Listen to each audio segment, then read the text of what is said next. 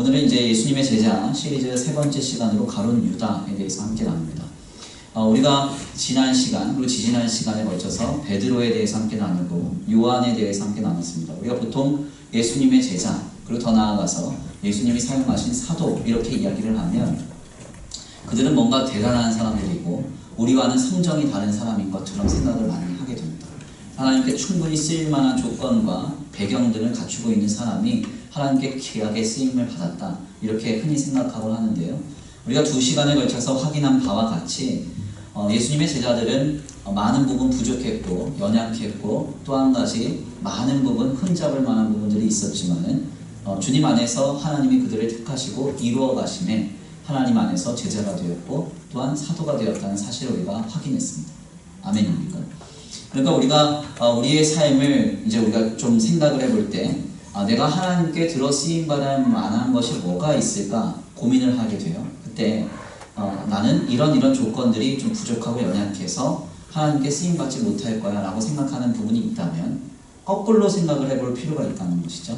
내세울 것 없어도 많은 부분 부족하고 연약해도 하나님 그것 때문에 나를 사용하실 수도 있어 이렇게 반대로 생각하는 그런 어떤 훈련들도 상당히 좀 중요하다고 할 수가 있겠습니다.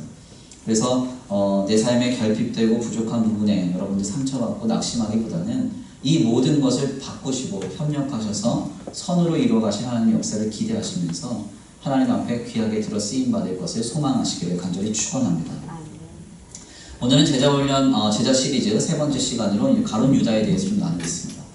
우리가 가룟 유다에 대해서 좀 나누기 전에 먼저 이제 가룟 유다에 대한 몇 가지 이제 이상한 주장들이 있는데 그 중에 한 가지 대표적으로 잘못된 주장 하나를 먼저 이해하고 말씀을 나눌 필요가 있습니다.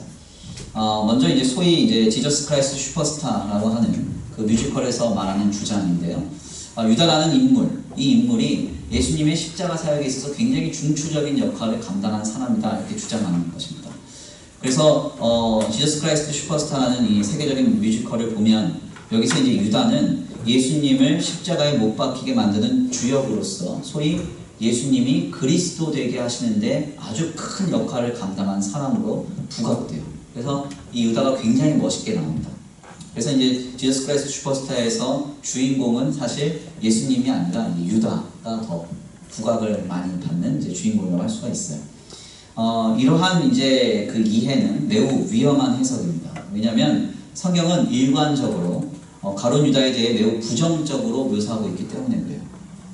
오죽하면 예수님은 태어나지 않았으면 좋을 뻔했다 이렇게 유다를 말했습니다. 결국 가룟 유다는 하나님 앞에 신앙을 배교한 인물로 부정하게 보는 것이 옳아요. 이것은 초대교회로부터 초대교구 그리고 중세의 건전한 신학자들과 그리고 종교개혁자들 더 나아가서 근대의 건전한 신학자들에 이르기까지 모두 공통적으로 발견되는 일관된 입장입니다. 그러니까 유다는 예수님의 십자가 사역에 뭔가 도움을 주고 크게 역할을 한 사람이 아니라 하나님 안에서 큰 범죄를 한 사람이고 더 나아가서 저주받은 인생이다 이렇게 이해를 하셔야 되는 거예요. 그렇다면 하나님은 가룟 유다를 통해서 과연 무엇을 말씀하고 계실까요? 가룟 유다는 예수님께 부르심을 받은 제자였습니다. 주님 안에서 부르심을 받은 은혜를 힘입은 사람이 어떠한 방향에서 실패하게 되는가에 대한 메시지를 매우 분명하게 전해주죠. 그러면 이 가룟 유다가 어떤 사람인지를 좀 깊이 좀 들여다볼 필요가 있습니다. 가룟 유다, 가롯 유다라는 말이 이름이냐? 이름 아닙니다. 가롯인 유다라는 뜻이에요. 그래서 이제 가롯이라는 말은 이제 출신지를 뜻합니다. 그러니까 유다라는 말은 여호와의 찬송이라고 하는 아주 중요한 그리고 아주 위대한 이름을 이제 뜻하죠. 그래서 보통 왜 하필 복음서 기자들이 유다를 유다라고 하지 않고 가롯 유다라고 했느냐? 이 유다 지파가 유대인들에게 갖는 의미가 상당히 중요하고 이 유다라는 이름 자체가 굉장히 영광스러운 이름이기 때문에 이 예수님을 팔아넘긴 이 유다라는 사람을 철저하게 구분하기 위해서 일부러 가롯 유다 이렇게 썼다고 많은 성서신학자들은 그렇게 말해요. 이 가롯이라고 하는 말은 어떤 의미냐? 이 가롯이라는 말은 그리옷이라는 지방을 뜻하는 것으로 많은 분들이 이제 추측을 하는데요. 이 그리옷이라고 하는 이 지방은요 유다 지파의 땅입니다. 그러니까 예수님의 제자인 유다는 유다 지파의 사람 유다라는 거예요. 유다 지파 사람 유다. 그러면 이제 이스라엘 공동체에서 유다 지파가 갖는 위치가 있죠. 장자 지파잖아요. 이스라엘 공동체에 있어서 유다는 굉장히 유다 지파는 중요한 지파예요. 그 지파 출신의 유다다 이렇게 말하고 있는 겁니다.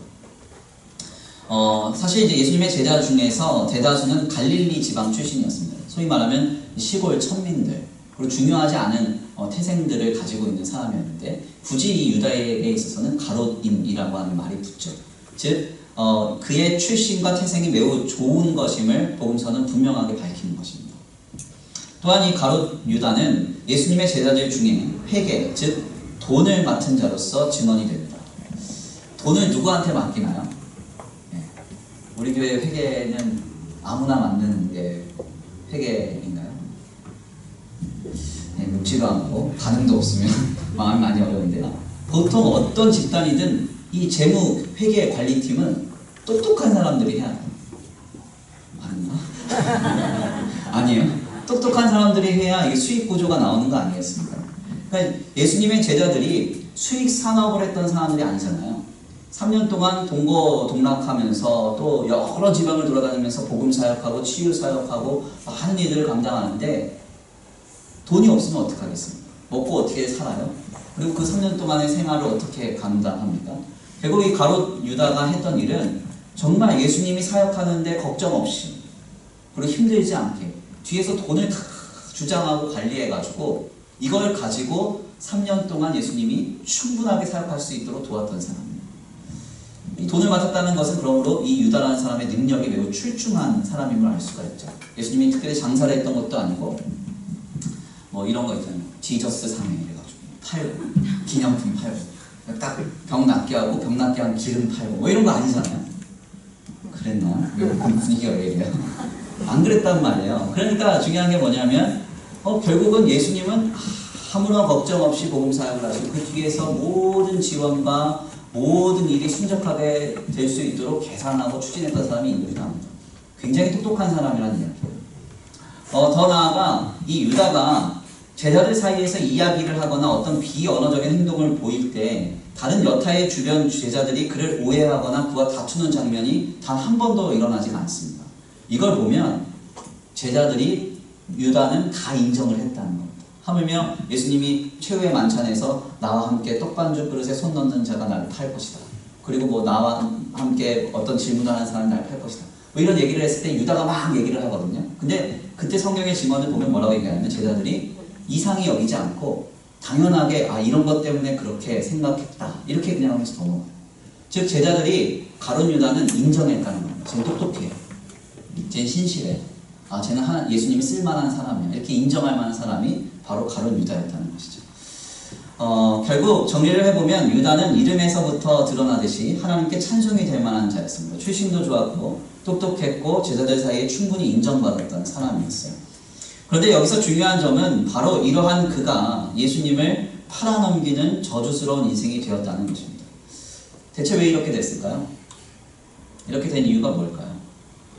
목사님 가룟 유다는 뭐 어떠한 특별한 실수를 많이 해서 그럴까요? 그렇지가 않습니다. 사실은 우리가 가룟 유다의 인생을 쭉 복음서를 통해서 통찰해 보면서 깨달을 수 있는 것은 이 사람이 예수님을 팔아넘기는 저주스러운 인생으로 귀결되는 그 원인이 세 가지로 딱 취약이 돼요.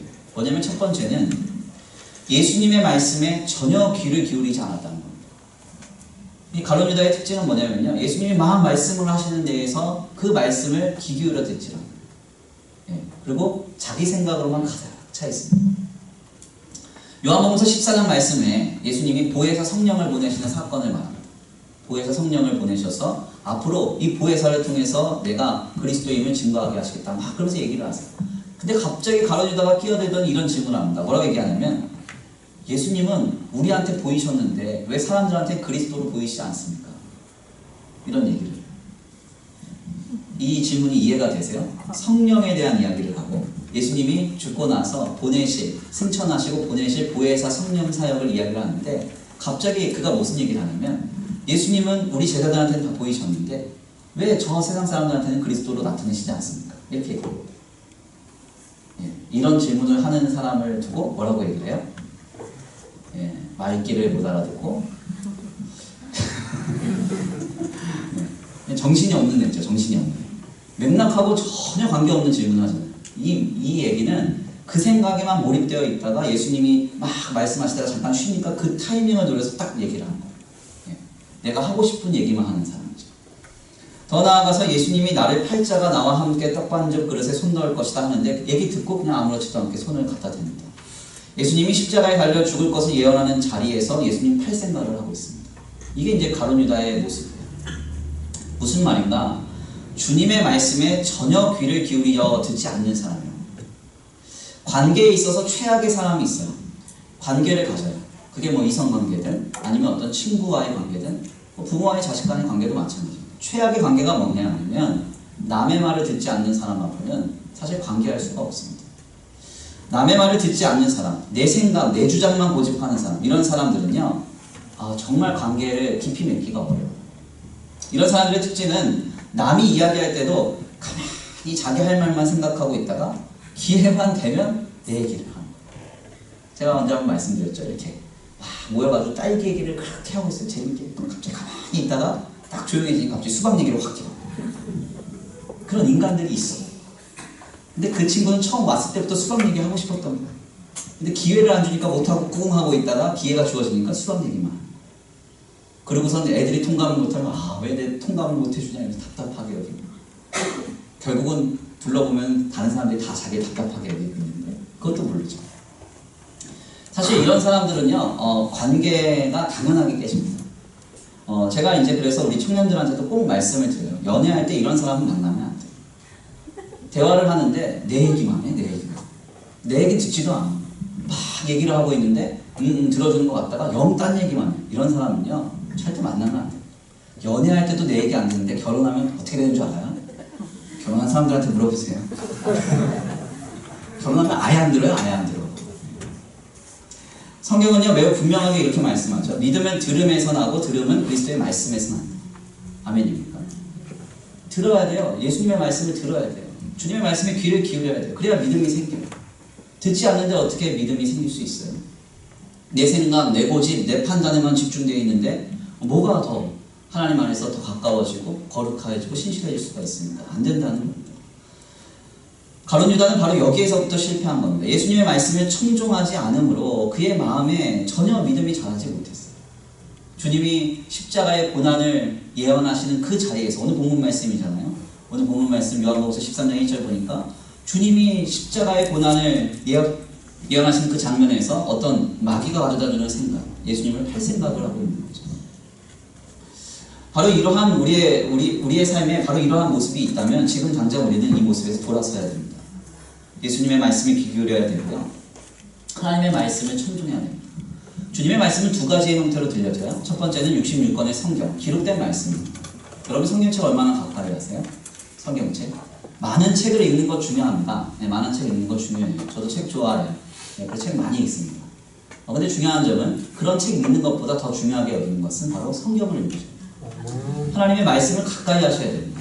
그 말씀이 내 안을 역동해야 돼요. 힘들고 어려울 때 딱 떠오르는 말씀이 있어요. 아멘입니다. 더 나아가서 선포되는 말씀이 있어요. 선포되는 말씀. 선포되는 말씀은 강해된 설교. 강해된 설교. 하나님의 말씀이 계속 내게 들려지잖아요. 주의 강단을 통해서 또 여러분들이 가지고 있는 각종 어플이나 아니면 각종 미디어 매체를 통해서 들려지는 그 말씀이 내 말씀으로 계속 들려져야 돼요. 그런 말씀이 없이 어떻게 내가 믿음을 가질 수 있겠다고 할 수가 있겠습니까? 두 번째로 가룟 유다가 실패했던 이유는요. 돈에 관심을 가졌기 때문입니다. 요한복음서 12장 4절에서 6절인데요. 우리 함께 찾아서 읽어볼까요? 요한복음서 12장 4절에서 6절 함께 찾아서 읽어보겠습니다.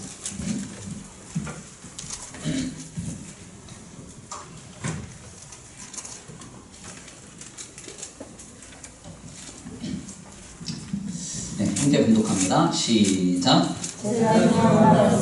예수를 잡아줄 가룟 유다가 말하되 이 향료를 어찌하여 300데나리온을 팔아 가난한 자들에게 주지 아니하느냐.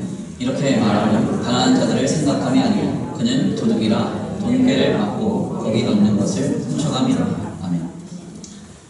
오늘 본문 말씀 이전 말씀이죠. 요한복음서 12장 그 전반부 말씀을 보면요. 이 마리아라고 하는 여인이 예수님의 장례를 예비하면서, 왜냐하면 예수님이 자신의 십자가 고난의 죽음을 미리 예언하셨거든요. 이걸 귀 기울여 듣다가 자신의 가장 귀한 옥합을 깨뜨려서 예수님의 장례를 미리 예표합니다.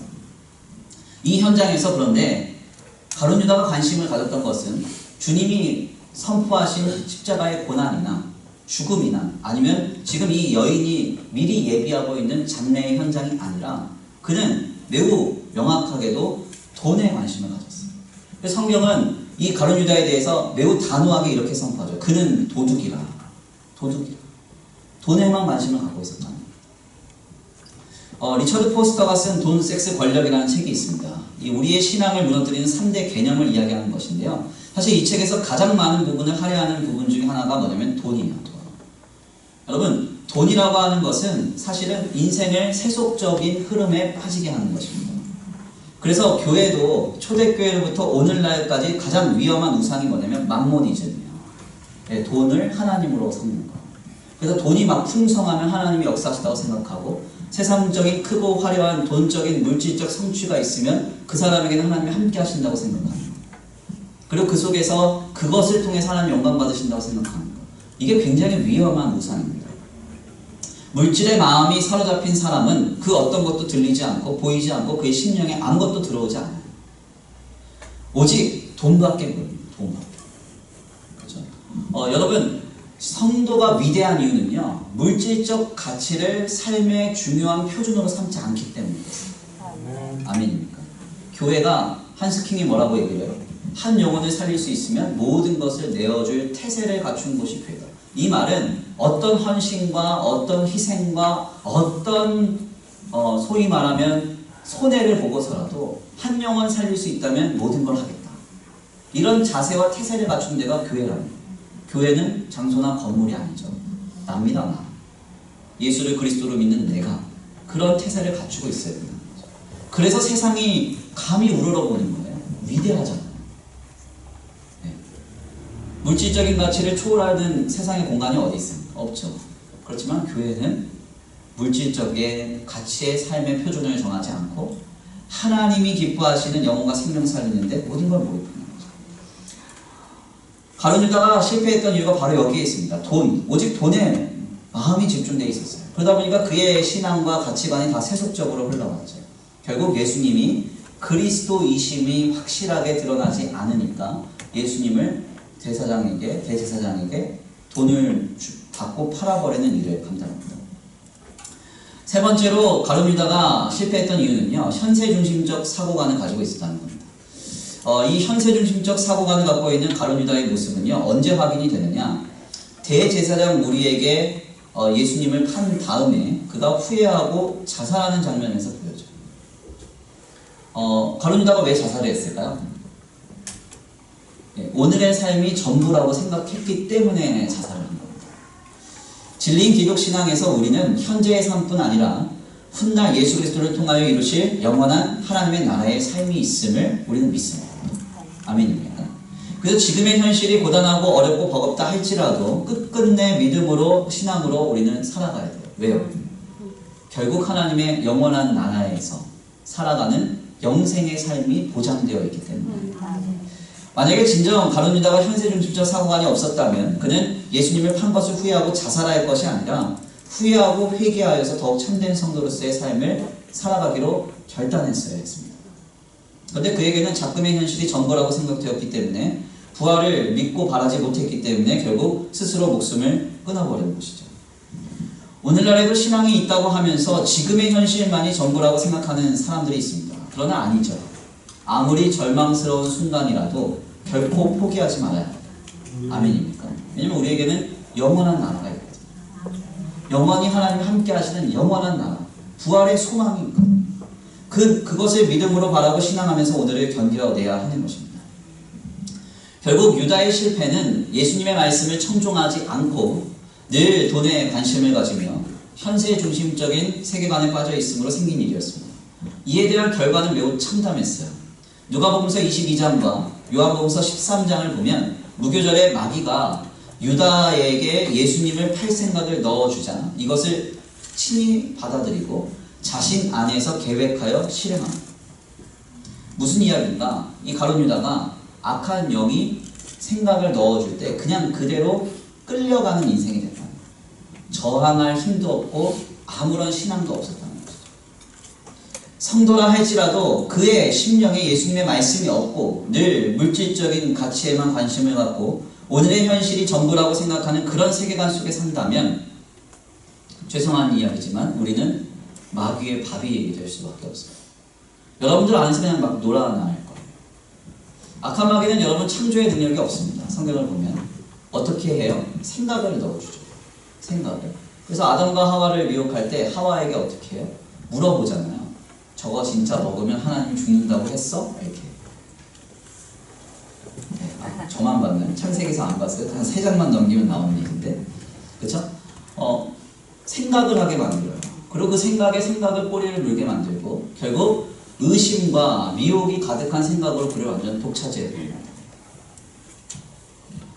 중요한 것은 무엇인가 하면 바로 이때 성도는 하나님 안에서 성령의 놀라운 은혜로 그것을 저항하고 이겨냅니다. 아멘입니까? 마귀가 던져주는 생각에 상처받고 아파하며 끌려갈 것이 아니라 놀림당할 것이 아니라 하나님 안에서 다시 한번 일어나 신앙으로 우리의 삶을 굳건히 세워야죠. 어떻게 해야 되느냐? 유다의 실패를 되돌려 곱씹으면 됩니다. 하나님의 말씀을 청종하셔야 돼요. 기록된 말씀, 성경 얼마나 읽으세요? 제가 여러분들 SNS 이렇게 뭐라 그러죠? 몰래 들어가서 보는 걸 뭐라 그래요? 네, 영탐은 좀 그런데요? 네, 인식이 좀 그런데 네. 살짝 들어가서 보는 거 좋아하거든요. 근데 뭐 SNS 많이 하더라고요, 아이들. 그거 하는 만큼 말씀 보시나요?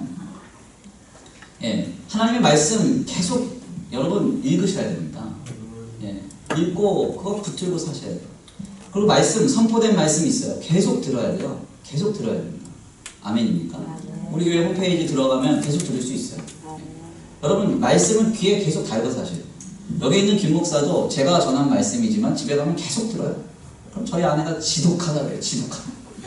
자기가 전한 설교를 왜 계속 듣는 거예요? 제가 그럼 또 정지하죠. 천국 가면 계속 들어야 돼요. 주의 말씀 계속 들으면. 중요한 건 뭐냐면 내 귀에 주님의 말씀 계속 들려지고요. 내 눈에 주님의 말씀이 계속 읽혀져야 됩니다. 주의 말씀을 가까이 하지 않는데 우리가 어떻게 이 시대를 이기고 우리 안에 일어나는 죄성을 이길 수가 있겠습니까? 더 나아가서 돈에 관심을 갖는 데에서 하나님의 나라의 가치에 관심을 가져야 됩니다. 영혼을 살리고 생명을 살리는 데 몰입하고 집중해야 돼요. 제가 오늘 새벽에도 한번 말씀을 드렸거든요. 이 죄라고 하는 것은 뭐냐면 우리는 보통 죄를 어떤 범죄 행위로 인식을 합니다. 근데 죄라는 말은 본래 범죄 행위라기보다는 일종의 방향이에요. 그래서 이제 해트라고 하는 히브리 말 자체가 빗나가다 이런 뜻이에요. 왜 죄 가운데 있는 영혼과 생명에게 하나님이 역사하실 수 없느냐? 하나님으로부터 멀어져가는 방향에 주님이 힘을 실어줄 수가 없어요. 무슨 이야기인지 알겠어요? 여러분들의 삶 속에서 하나님이 주시는 힘과 능력 그리고 역사를 경험하고 싶다. 방향을 제대로 설정하셔야 돼요. 방향. 하나님으로부터 멀어진 방향을 하나님께로 가는 방향으로 설정할 때 내 뒤에서 밀어주시고 끌어주시는 여호와 하나님의 역사를 경험하게 되는 것입니다. 더 나아가서 이 땅에 육신에 썩어질 것에 우리의 모든 마음이 집중돼서는 안 됩니다. 우리에겐 영원한 삶이 있어요. 부활의 소망이 있습니다. 저는 개인적으로는 이제 결혼식보다는 장례식 사역을 더 귀하게 여겨요. 결혼식도 중요하죠. 요즘에는 아이를 안 낳으니까 그 아이가 이제 필요하니까 결혼식도 중요하다. 그것도 맞는 얘기인데요. 왜 장례식이 더 중요한가 하냐면 사실 장례식 현장 속에서 우리가 명확하게 보거든요. 인생의 한계를. 관 속에 눕혀진 한 유해를 보면서 나도 결국 저와 같이 될 것이라는 걸 확인하잖아요. 저만 확인합니까? 거기서 함께하는 성도들 모두가 확인하죠. 그럼 그곳에서 우리가 무엇을 기대해야 되겠어요? 나도 저와 같이 저렇게 한 줌의 재로 화장될 것이다. 이걸 꿈꾸겠습니까? 그게 아니죠. 내가 내 육신의 호흡이 마지막 떨어지는 그 순간 주님이 영원한 품의 날을 하면서 하나님의 영원한 나라로 인도하실 것이다. 이걸 이제 확인하게 되잖아요. 너무너무 귀한 삶이에요. 결국 이 땅에서의 우리의 삶의 가치를 두지 않고 영원한 삶을 향하여 나아가는 그 부활의 믿음이 회복될 때 우리는 유다와 같은 실패를 경험하지 않는 것입니다.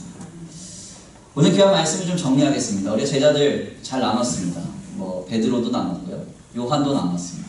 베드로, 요한 자격 없고 부족하고 연약한 사람이었는데 하나님이 쓰셨어요.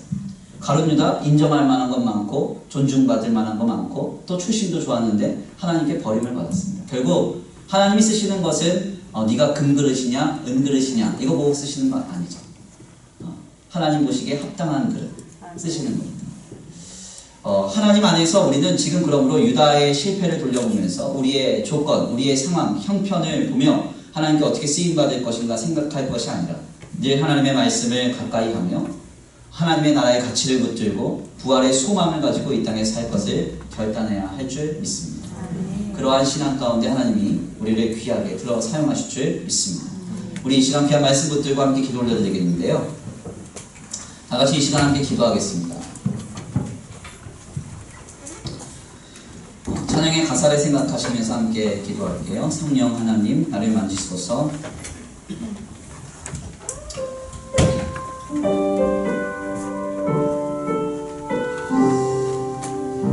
이 시간 우리의 삶이 다시 한번 주의 말씀을 가까이 하고 더 나아가서 하나님 나라의 가치를 갖고 부활의 소망, 영원한 삶을 붙들고 살아가게 하여 주시옵소서.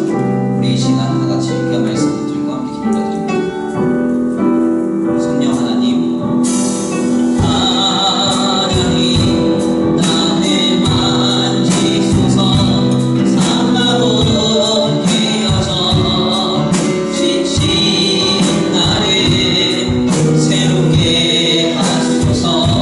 성령의 바람 시들은 내려 살리소서. 성령 하나님, 성령 하나님, 이 땅 고치소서. 죄악의 어둠 속 헤매는 우리 태워주소서. 성령의 불로 세상 못된 맘 내으소서. 다시 한번 고백합니다. 성령 하나님, 성령 하나님, 나를 만지소서. 상하고 깨어져 지친 나를 새롭게 하소서. 성령의 바람 시기를 내려 살리소서. 성령 하나님, 성령 하나님, 이 땅 고치소서. 죄악의 어둠 속 헤매는 우리 태워주소서. 성령의 불로 세상 못된 맘 태우소서. 임하소서. 성령 하나님이시여 지금 이곳에 임하소서. 바람처럼 불처럼 성령이여 임하소서. 임하소서. 성령 하나님이여, 성령 하나님이시여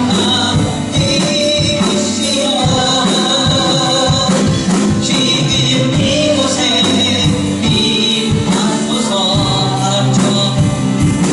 바람처럼 불처럼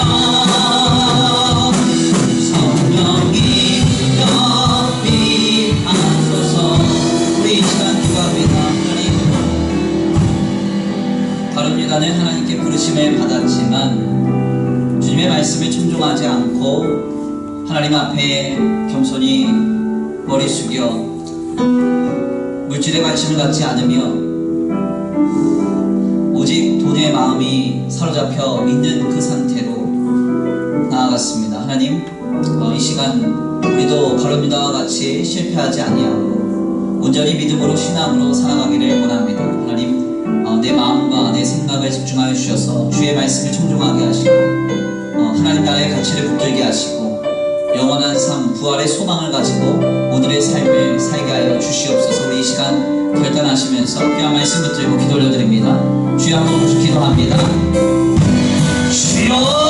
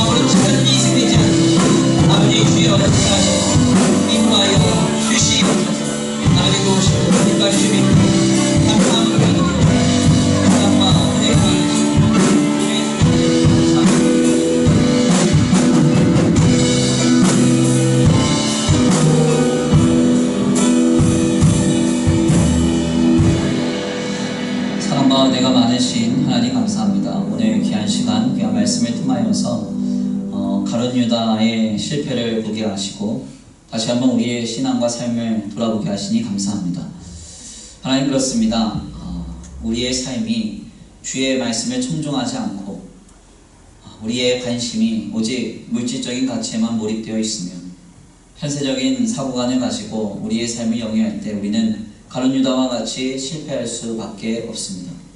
예수님과 함께 3년 동안 동고동락하면서 계속적으로 주의 말씀이 들려지고 또한 보여지며 하나님의 역사가 아버지 경험된다 할지라도 결국은 실패했던 가룟 유다의 모습을 보면서 우리도 이와 같은 길에 동일하게 서지 않기를 원합니다. 늘 하나님의 말씀을 가까이 할 수 있게 하여 주시옵시고 하나님 우리의 마음과 우리의 생각이 아버지 물질적 가치에 몰입되고 집중되는 것이 아니라 하나님 나라의 가치에 몰입되고 집중될 수 있게 하여 주옵소서.